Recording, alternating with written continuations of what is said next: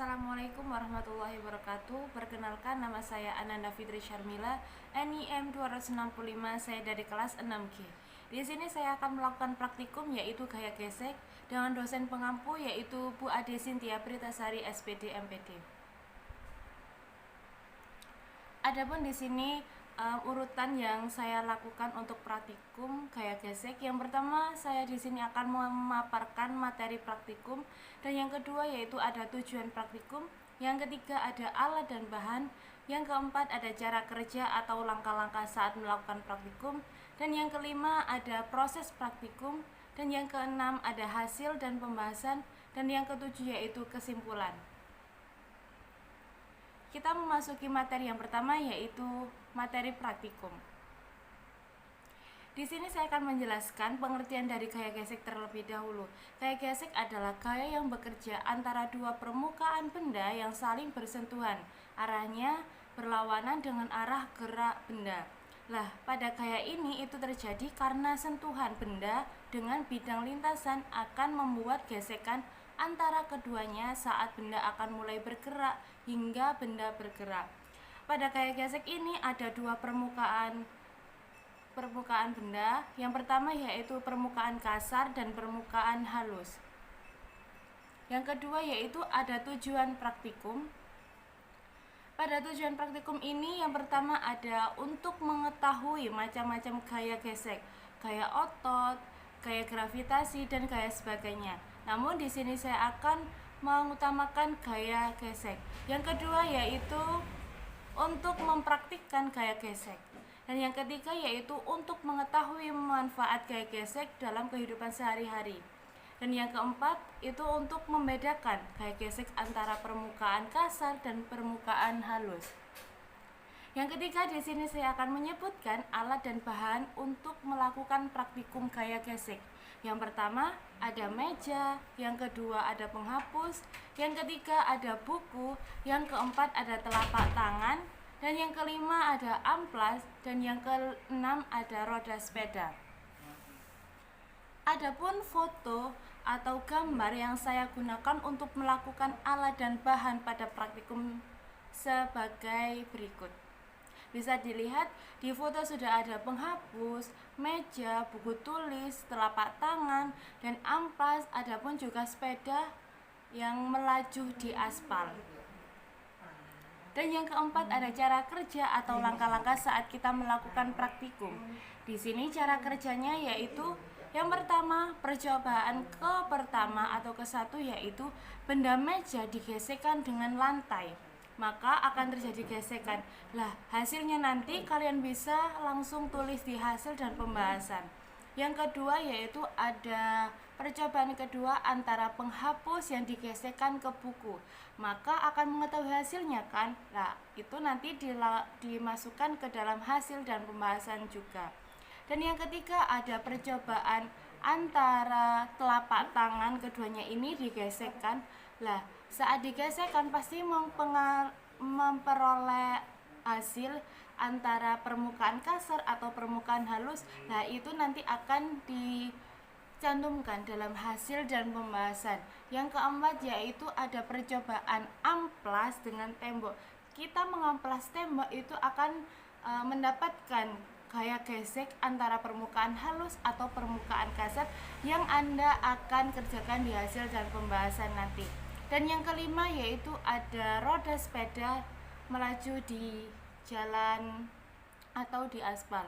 Nah, saat kita menggunakan mengayuh sepeda, otomatis kita akan melakukan gaya gesek pada roda sepeda itu.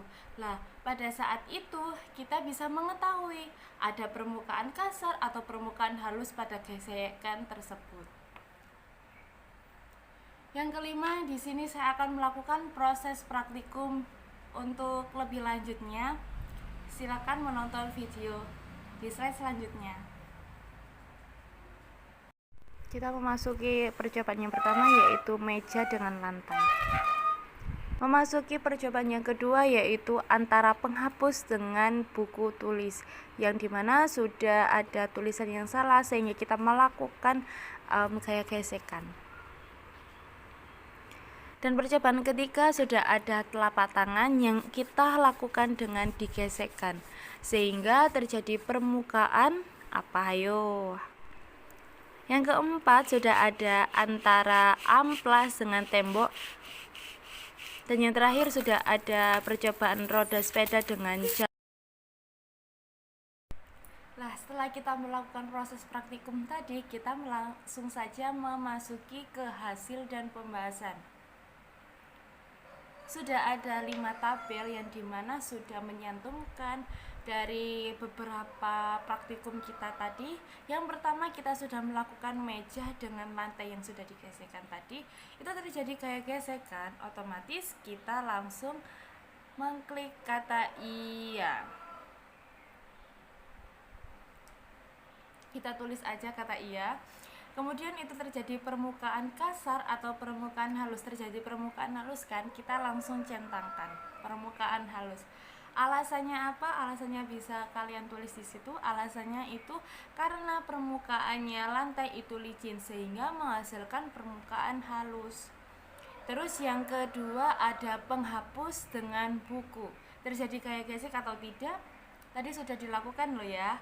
Otomatis kita bisa melihatnya yaitu terjadi kayak gesek. Berarti jawabannya iya. Permukaan halus atau permukaan kasar? Kita jawab permukaan halus. Karena apa? Karena buku yang kita gunakan itu halus dan licin sehingga waktu kita menggosokkan penghapus ke buku itu langsung cepat ada faktor kayak gesek tersebut.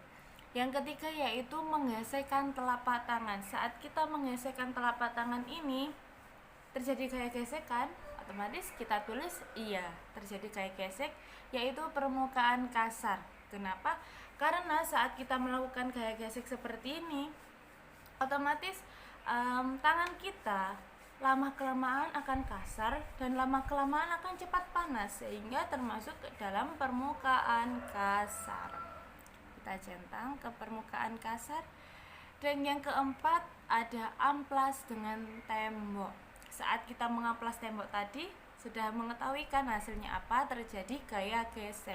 Ditulis saja iya. Terjadi permukaan kasar atau permukaan halus, terjadi pada permukaan kasar. Karena apa? Tembok yang kita melihat tadi itu kan bentuknya dari tanah sehingga dari pasir sehingga kan kasar, otomatis bersifat kasar yang menghasilkan bunyi keras. Nah, itu termasuk ke dalam permukaan kasar. Beda lagi nanti kalau misalnya mengamplasnya di yang halus, maka akan menghasilkan permukaan yang halus juga. Yang kelima ada roda sepeda dengan aspal. Sudah kita melakukan praktikum tadi yang terjadi gaya gesek, maka jawabannya di sini iya, terjadi gaya gesek. Pada permukaan halus atau permukaan kasar, jawabannya permukaan kasar. Karena apa? Karena kita kembali lagi seperti tembok tadi, sepeda itu kan memang halus, tapi permukaannya aspal atau pavling itu kan kasar, otomatis halus tadi bannya itu terkena dengan tanah, itu menjadi permukaan yang kasar yang akan menghasilkan suara. Lanjut kita ke simpulan. Simpulan yang kita ambil dari proses praktikum kali ini yaitu gaya gesek bisa dilakukan oleh dua benda yang saling bergesekan atau bersentuhan dengan arah lawan, sehingga kita dapat memperoleh dari peristiwa itu antara permukaan kasar dan permukaan halus, yang dimana sudah tercantumkan, yang sudah kita lakukan praktikum dengan beberapa alat dan bahan tadi yang sudah kita lakukan. Mungkin sekian dari proses praktikum kali ini yaitu gaya gesek. Semoga kalian bisa bermanfaat, semoga ilmunya bisa bermanfaat dan bisa melakukan aktivitas atau praktikum gaya gesek yang lainnya. Sekian dari saya, kurang lebihnya mohon maaf yang sebesar-besarnya. Wassalamualaikum warahmatullahi wabarakatuh.